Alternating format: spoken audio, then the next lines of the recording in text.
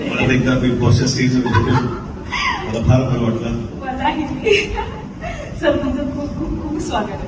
Thank you.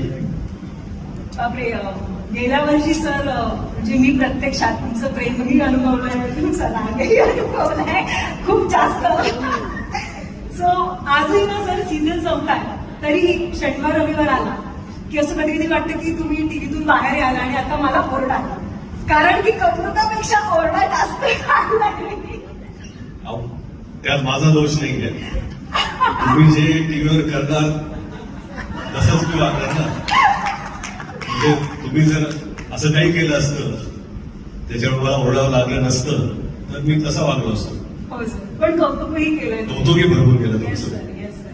खरंच मी खूप miss करते आणि परत यायचं तुम्हाला मला आवडेल.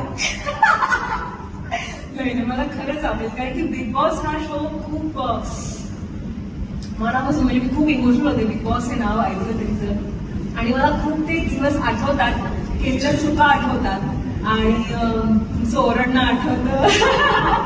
मी खूप मिस करते सर ओव्हरऑल सगळंच.